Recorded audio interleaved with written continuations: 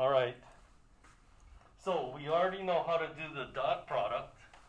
Anytime you're asked to find an angle, you do the dot product thing. But now, there's another way of multiplying vectors. It's called the cross product. Cross product.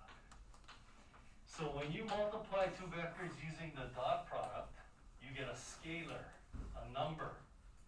Like I told you in physics, that's work. Okay, but the cross product of two vectors is another vector. So that means it not only has magnitude, it has direction as well. So you have to give both. So let's talk about the magnitude first.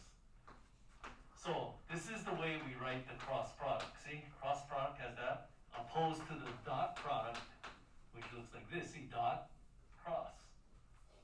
Kind of clever, huh? Different ways of writing multiplication. So the length of the cross product is equal to the length of A times the length of B times the sine of the angle. And of course, you guys in physics, hey, that's torque. Did you guys learn torque yet? Still not yet. Okay, then you can impress your teacher when we get there. Wait, I need to get some pencils and a pen. I guess that's gonna work. Okay, so that's how you compute the length of it. But what about the direction? It's all in the notes. Are you guys following on the notes? The direction of the cross product is perpendicular to the plane containing vectors A and B according to the right-hand rule.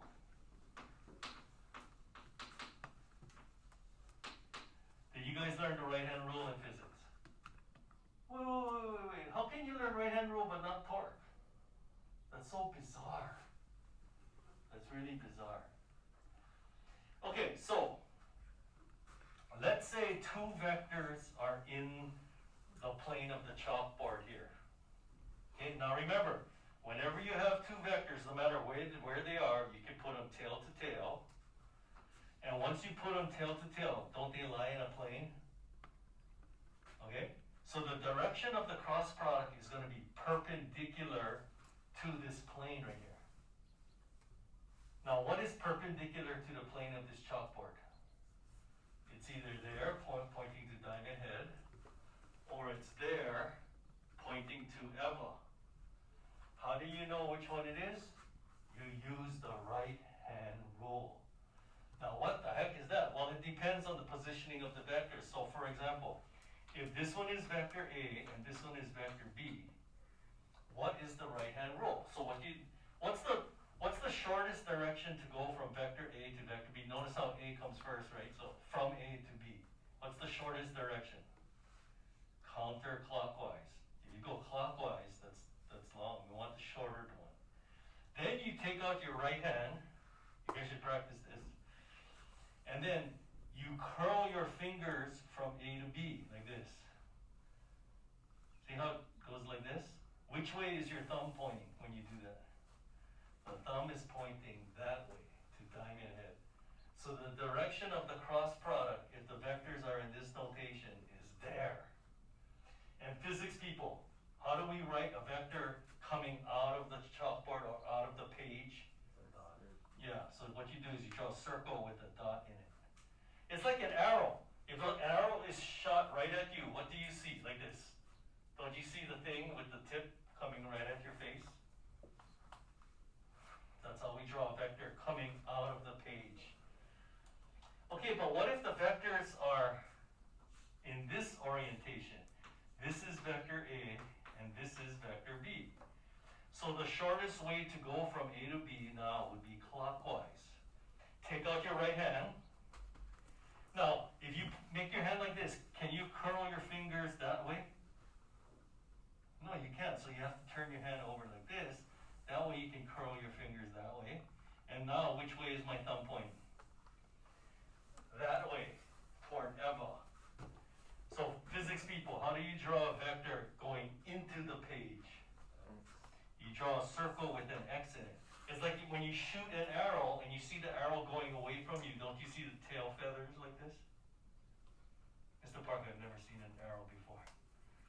Okay, then you just need to memorize. That means coming out of the page. This one is going into the page. That is called the right-hand rule.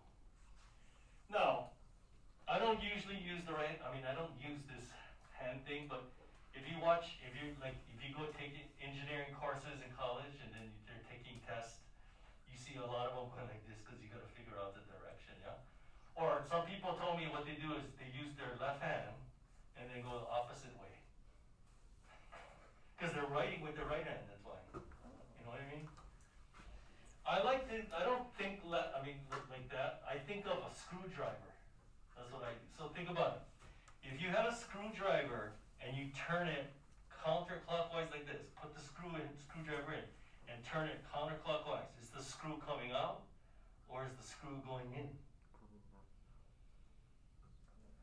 For those of you who actually used the screwdriver before. Well, if you turn it counterclockwise, the screw comes out, so that means it goes that way. And then this way, what happens if you turn the screwdriver clockwise? It drives the screw that way in. So that's what I do, but then I have experience with screwdriver. So, since the cross product is a vector, you have to tell what the magnitude is and what the direction is. This is a mistake students make every single year on the test, because we are having a test now.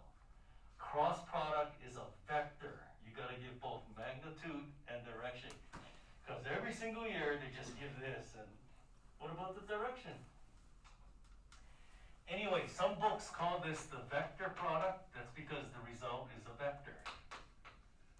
That's why you need to know the difference between a scalar and a vector. A scalar only has magnitude, which is the dot product, but a vector, the cross product is a vector, so you need magnitude and direction.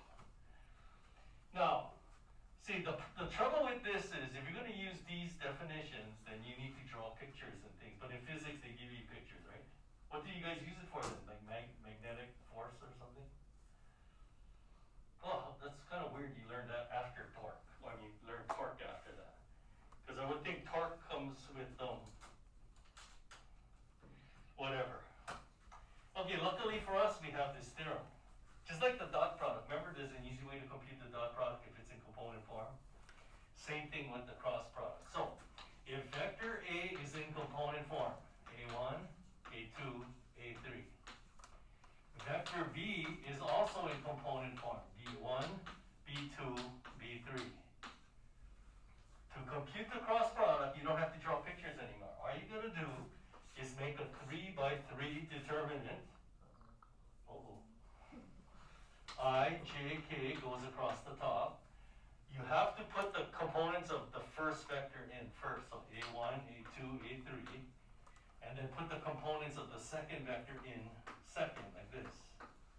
And this is how you compute vector A cross vector B. Now, can you see that the answer is going to be a vector? Okay, let me show you. Someone's going, say what, girlfriend? All right, so let's say vector A, let's just do a concrete example. Give me some numbers. 3, 1, 2, and vector B is 2, 2, 1, 1, 3. Oh my gosh. No, come, let's change this to a 4 at least. Okay, so if I want to compute A cross B, this is what you do. You make a 3 by 3 determinant. I, J, K across the top row. And since A comes first, you put the components of A in first, put the components of vector B in second. And then you compute this. Come on, you guys are experts at 3 by 3 determinants. That's why we studied matrices before vectors, so we can actually do this. So if I don't see any zeros, I just like to go across the first row. I just like to go across the first row anyway. So I times something minus J times something plus K times something, right? How come that one's a minus again? Plus, minus, plus. The checkerboard. Okay, so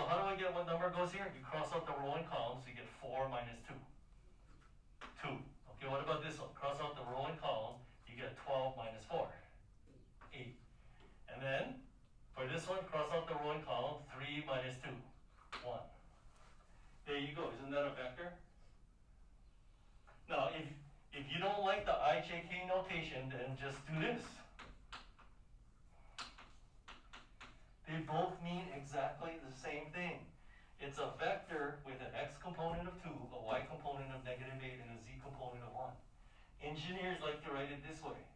Mathematicians like to write it that way. It means the same thing. It's just like tan inverse and arctan. Same thing, right? Okay, so that's how you compute the cross product. See how it's a vector? It has components. So when you have component form, it implies the magnitude and the direction.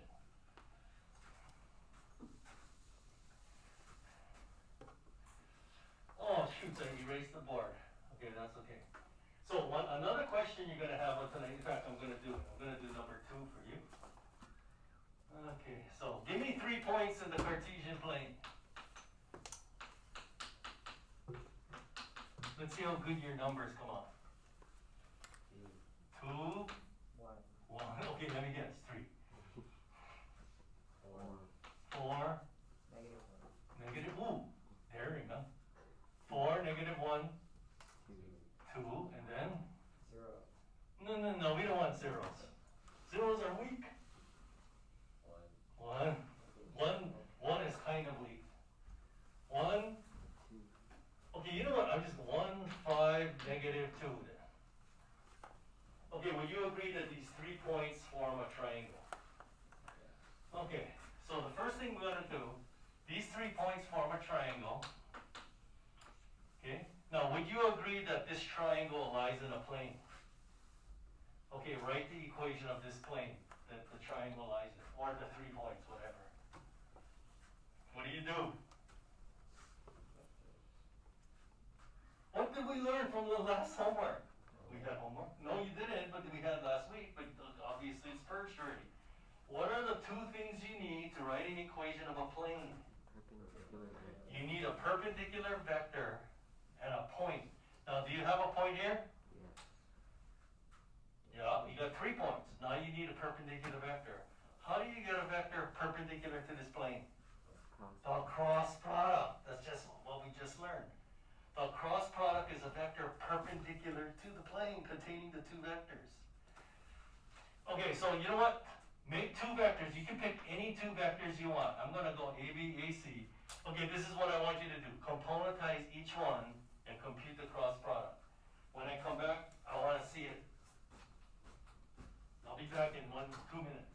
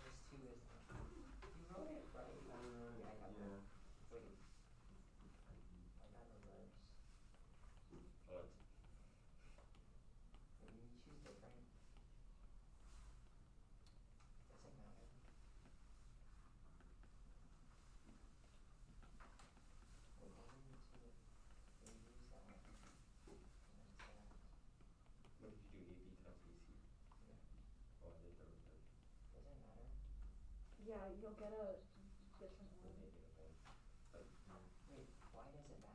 Because one will be going into the board, one will be coming out of the board. True, yeah. It doesn't matter if you just write the equation down. Oh yeah, because they're both perpendicular. 14, 11, 6. Okay, cool. 14, Let's see. yeah, 11.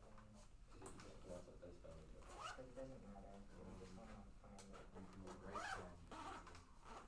How do you do it? Wait, how do you find You don't need just substitute. What would be the shortest distance? the Would it be point down or is up? A. Depends which one you need. So that's the perpendicular thing, and then area is These are that's your coefficients, and then. So how do you Why, find what did you that? get? 14, Find 11, the 6. triangle. Do we have the answer? That's very, very funny. Okay, well, let's see. How do you componentize vector AB? Head minus tail. Did I do that correctly? No. Oh yeah, I did. What about vector AC? Head minus tail. Did you guys at least do that? Throw it into the cross product determinant. Now, does it matter which one goes first? Well, it does when you compute the cross product, but when you're writing an equation of a plane, you just need to find a vector perpendicular to the plane. It doesn't matter if it points that way or that way, as long as it's perpendicular. So does it matter? No, it doesn't matter. So let's put this one in first. Can you see the difference between that and like this problem? If I ask you to compute A cross B, you have to put the components of A in first and B in second now. You have to. Otherwise, what's going to happen? Your vector is going to point the wrong way. Because remember, your properties of determinants, what happens when you switch two rows in a determinant? It negates the value of the determinant, which means it's pointing the wrong way, which means you can be fired from your job. Okay, but this one, we just need a vector perpendicular, so it doesn't matter there or there. Okay, so I like to go across the first row. I times something minus j times something plus k times something. Do not forget that minus sign. Now that's big. It's like 3 or 4 points for the minus sign. Okay, so cross out the row and column. 10 plus 4 is 14. Negative 10 minus 1. Negative 11. And then 8 minus 2, 6. And again, if you don't like the IJK notation, then just change it to this. Mr. Park? Yeah. Negative 10? Shouldn't it be 10? Where? Negative 2 times negative 5? 10 plus 4. Oh, negative 10 minus 1 is negative 11. Oh, I was gonna, never mind.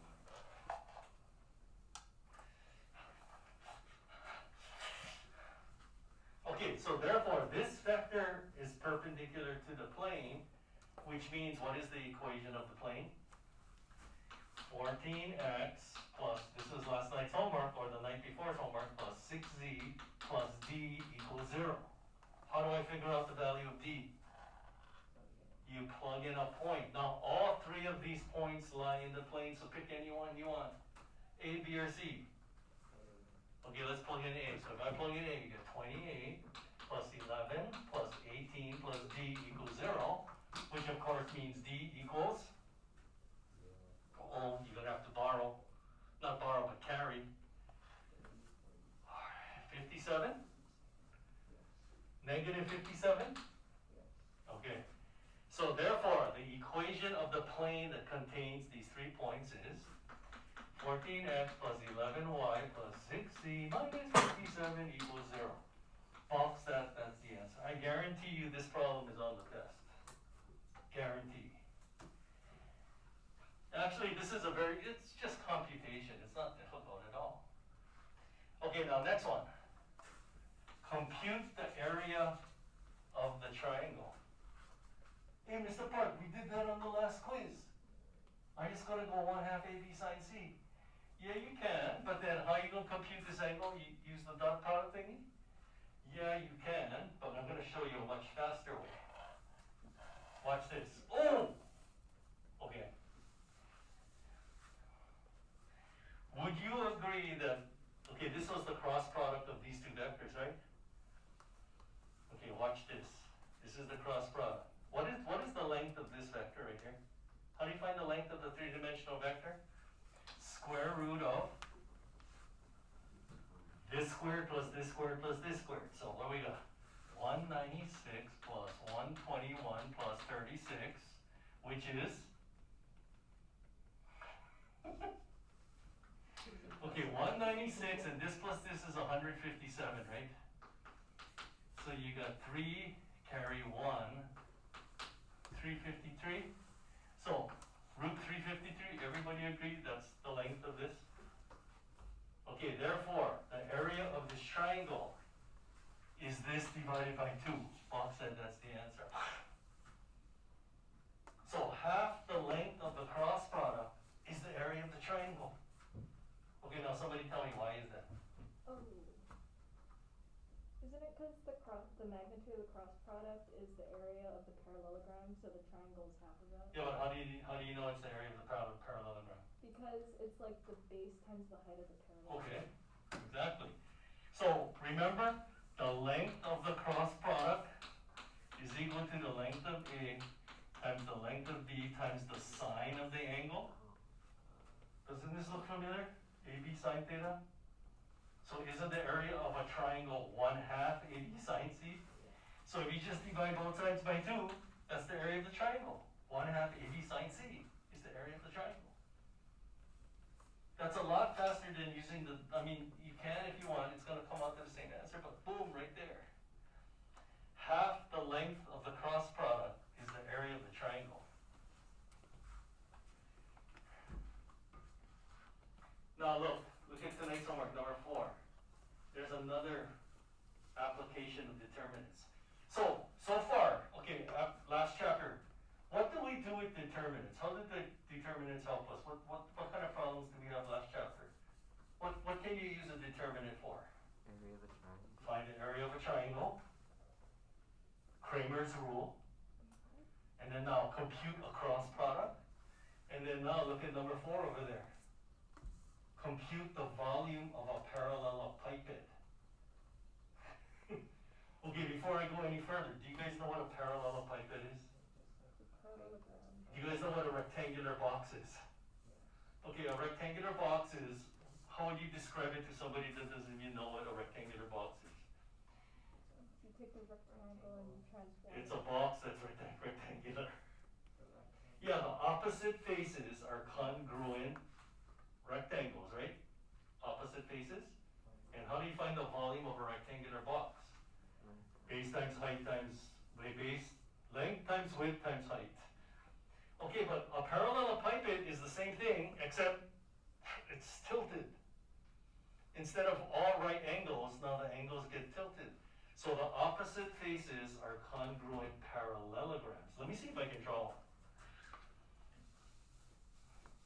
So a parallelepiped is just a rectangular box that's tilted. That's the big one, kind of like that. Tilted. No right angles anymore. But it could have right angles. So to find the volume of it, you simply have to make a 3x3 determinant. It's really fast. So what you gotta do is you pick a point right here. You can pick any of the vertices, it doesn't matter. And can you see that there are 3 vectors emanating from this? 1, 2, and 3. So you componentize these 3 vectors that emanate from a vertex. Just componentize them. Compute the 3x3 determinant. And what does it say? The absolute value of that is the volume of the parallelepiped. That's a really nice application of determinants. Okay, and one last thing for today before we can begin the festivities. Number 5 and 6. Now, Mr. Park, the last chapter in the first semester, we learned polar coordinates. So in 2 dimensions, in the Cartesian plane, there's 2 ways to locate points, right? We have the rectangular coordinates, but then we have polar coordinates, right? You guys didn't forget that, I hope, because now it's going to come up. So in 3 dimensions, you must have something similar to that. The answer is yes, except there's 2.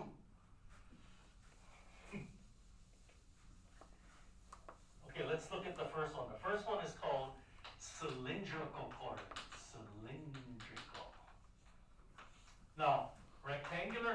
coordinates in 3 dimensions, rectangular. Of course, you guys are familiar with that. X, Y, Z, right? Cylindrical coordinates are theta, Z. And there's a reason why we call it cylindrical coordinates. So in other words, the Z coordinate is the same Z.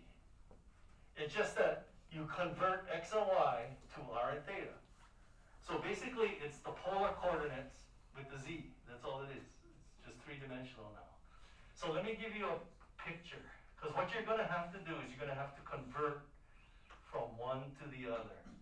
And if you want to look on the internet, they have conversion formulas that go from rectangular to cylindrical and cylindrical to rectangular. If you want to memorize all of those, you can. But we're going to have another one. I would just tell you, draw what I'm going to show you now. Make a box. Anytime you want to convert coordinates from one to the other, instead of memorizing tons of formulas, because you're not going to get notes on this test, draw this box. This is X, this is Y, this is Z, right? Now, in the XY plane, right here, isn't that R, right? Because there's a right angle here. See, what you got to understand is there's a right angle here, because see how the XY plane, we look at it straight on from this, but now we're looking at an angle. So if you have a point like this is X, this is Y, this is R, right? That's the way we normally draw it, right? Theta. Except we're looking at it at an angle. X, Y, right angle, this is theta. And then Z. Those are cylindrical coordinates. So, for example, what if I tell you to convert, which way you want to go? Let's go rectangular. Let's say you have rectangular coordinates 4, 3, 2. Convert that into cylindrical coordinates.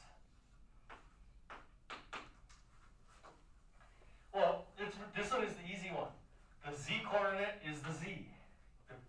Z, it's the Z. All you have to do now is convert this into polar coordinates. Because that's what cylindrical is. It's polar with the Z coordinate. Do you know how to convert? Yeah, well, if you need to draw a picture, remember I told you the fastest way is to draw a picture. If you go 4 to the right and 3 to the up, how far from the origin are you? 5, so that R is 5. What's this angle here? Come on, people. 10 inverse 3/4. Because the tangent of that angle is 3/4. That's it. That's how you do it. Or draw a picture. Go like this. Like if this was 4, this was 3, and this is 2. Can I figure out R, theta, and Z? Well, Z we know is 2 already, right? That's the same thing as this problem right here. So that's cylindrical coordinates. Now, why do we call it cylindrical? Because, okay, now think, you gotta think 3 dimensions now. In 3 dimensions, what would this equation be? R equal to, describe this graph to me. No. That's a cylinder. Okay, it's a cylinder. Because what is R? R is not the distance from the, or in 2 dimensions is the distance from the origin, but in 3 dimensions, R is the distance from the z-axis. That's what it is, because it could be over there as well. So if the distance from the z-axis is always 2, isn't that a cylinder? Right? It's a cylinder. Perpendicular to the xy plane. What about this? Theta equal pi over 4. Now in 2 dimensions, what would this be? Come on, we just did this a couple chapters ago. Isn't it just a line that makes an angle of 45 degrees like that? Okay, but now 3 dimensions, what would this be? It would be a plane. Except it's coming out like this. That's what that is. So when you get to multivariable calculus, that's after BC calculus, this is what we do. So when you're given a problem, you gotta decide, well, what's gonna make it easier? Should I do it rectangular, cylindrical, or now we're gonna learn one more, spherical. So that's what you gotta decide, because if you do a problem in one, sometimes it might take you an hour to do the problem, but if you pick the right coordinate system to use, it only takes 5 minutes. That's the thing. Okay, now spherical. Spherical coordinates look like this, rho, theta, phi. Now that is not a P, do not say P. This is the Greek letter rho, which stands for R, rho. Theta, you guys know theta and phi, right? Phi, empty set, golden ratio. Okay, so what the heck is that, Mr. Park? Well, let's draw a picture. And again, I'm gonna stress to you, anytime you wanna convert from one to the other, just draw the box. It's so easy. Draw the box. If you don't draw the box, not that easy.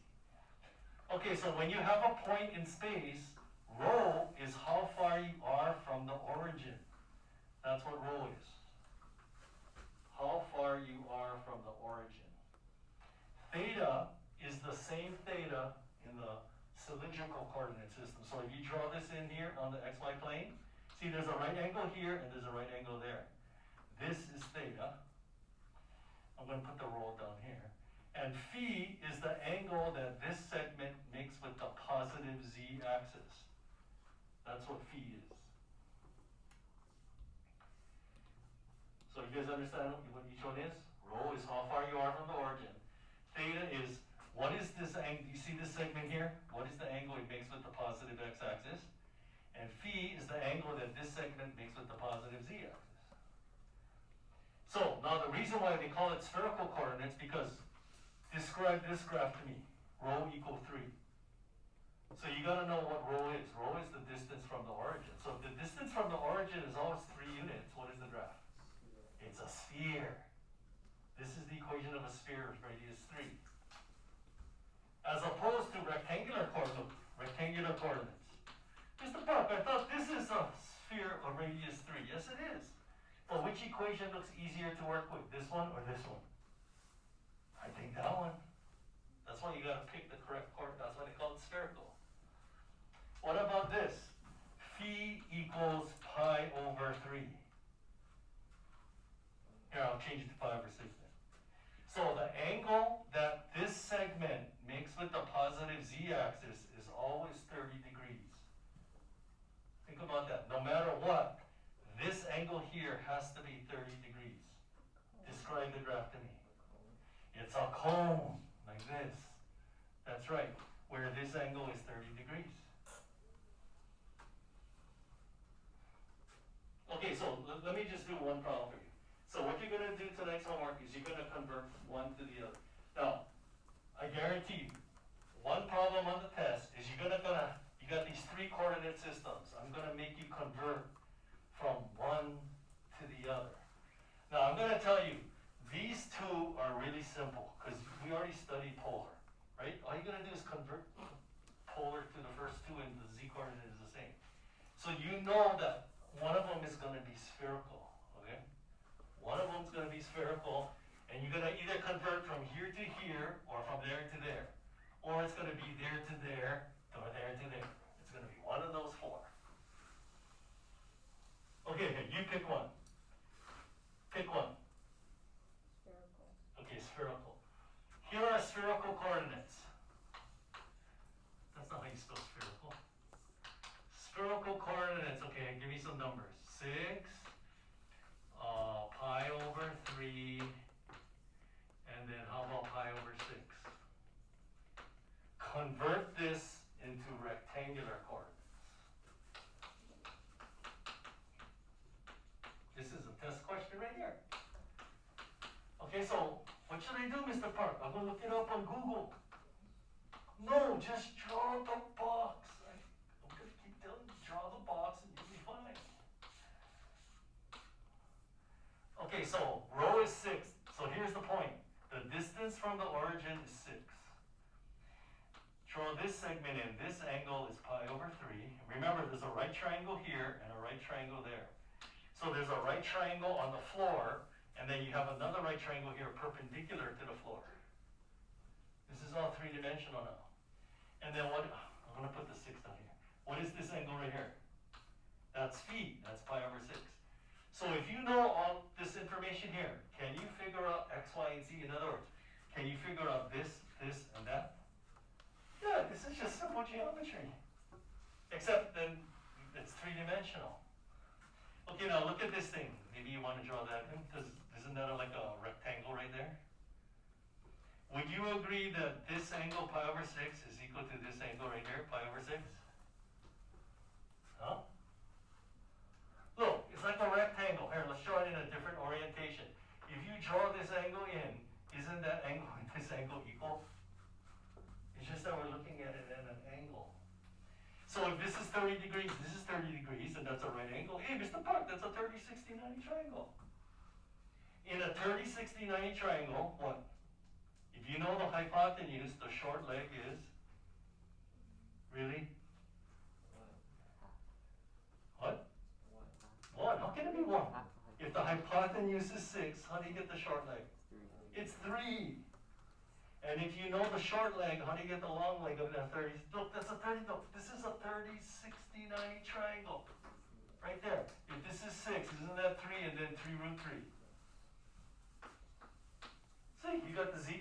We got the z coordinate already. It's 3 root 3. Okay, now we need x and y. Well, what kind of triangle is it right here?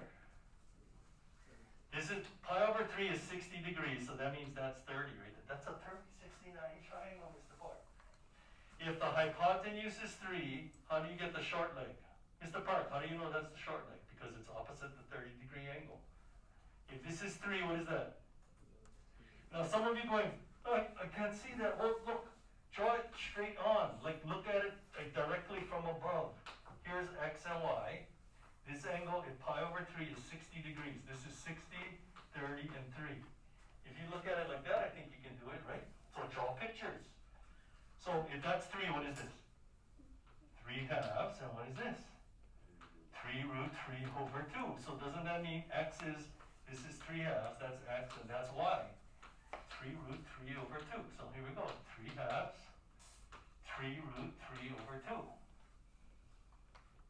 All it is simple geometry, except, like I said, it's 3-dimensional. This triangle is on the floor, on the xy plane. This triangle here is perpendicular to the xy plane. It's standing up on the xy plane.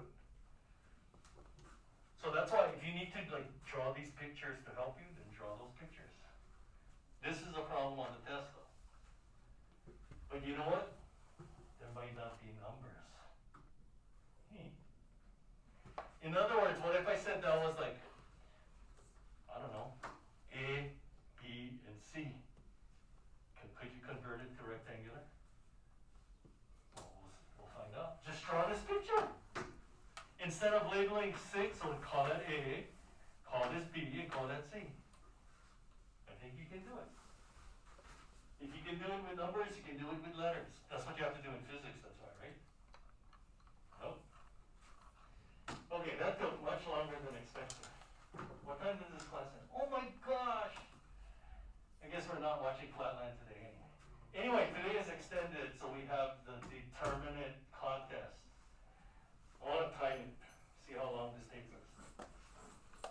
So, this is pretty much the only day we can have the determinant contest. It's got to be extended.